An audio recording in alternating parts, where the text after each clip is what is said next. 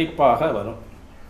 அப்போ 9ஆம் இடத்தையும் பார்க்கக்கூடியது, அது ரொம்ப பெரிய லெவலில் அதை ஒரு பெரிய நம்பிக்கை பாத்திரமாக நினைக்கக்கூடிய ஒரு அமைப்பும் கண்டிப்பாக இருக்குது. அதாவது நமக்கான வழி அல்ல அது அப்படிங்கக்கூடிய ஒரு சம்பவமும் அது நல்ல வழி மாதிரி தெரியும்.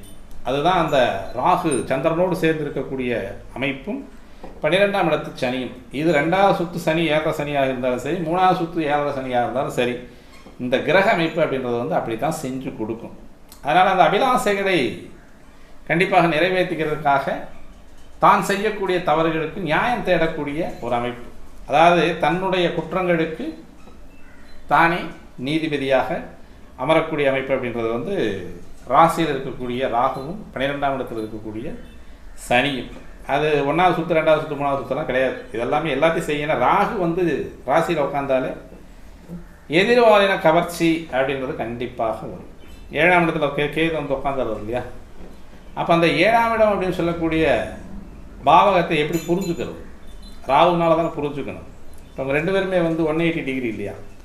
அப்போ அந்த எதிர்பாலின கவர்ச்சியில் ஏதாவது ஒரு சங்கடத்தை இழுத்து அப்புறம் வந்து அந்த சங்கடம் இப்படி தான் அப்படின்ற மாதிரியான நிலைப்பாட்டில் வரும் பொழுது கொஞ்சம் அதனால் பாதிக்கப்பட்ட மீனராசி நேயர்களுக்கு குரு பெயர்ச்சி எப்படி இருக்குது அப்படிங்கிறத பார்ப்போம்.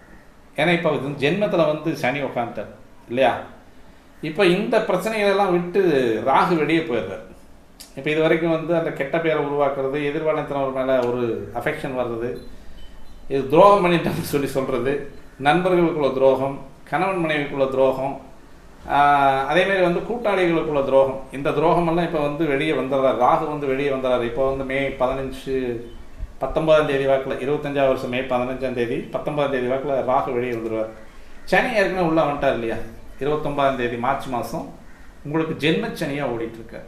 பொதுவாகவே ஜென்மச்சனி இருக்கும் பொழுது நல்ல ஒரு செயல் பண்ணுங்க, பரிகாரம் பண்ணுங்க. மனிதனுக்கு மனிதன் உதவக்கூடியதான் என்னுடைய பரிகாரமே எப்போவுமே. அது வந்து அதை போல் ஒரு தர்மமும் புண்ணியமும் கிடையாது. நீங்கள் வந்து சாமி கோயிலில் போய் நீங்கள் கும்பிட்றதுங்கிறது வந்து எனக்கு அதை பற்றி ஆட்சேபனை கிடையாது. அங்கே போயிட்டு நான் விளக்கு ஏற்றினேன், தீபம் போட்டேன், 27 சுற்று சுற்றுனேன், 37 சுற்று சுற்றுனேன், அதை பற்றி எனக்கு எந்த விதமான ஆட்சேபனையும் கிடையாது. நீங்கள் எவ்வளோ வேணாலும் சுற்றிக்கிங்க, அது உங்களுக்கு பலன் தருமான அதீதமான பலனை தராது. நீங்கள் போனதும் உங்களுடைய மனசுக்கு ஒரு சந்தோஷம் கொடுக்கும், அவ்வளோதான். அதுக்காக கோவிலுக்கு போகிறதுக்கு நான் எதிரானவும் கிடையாது.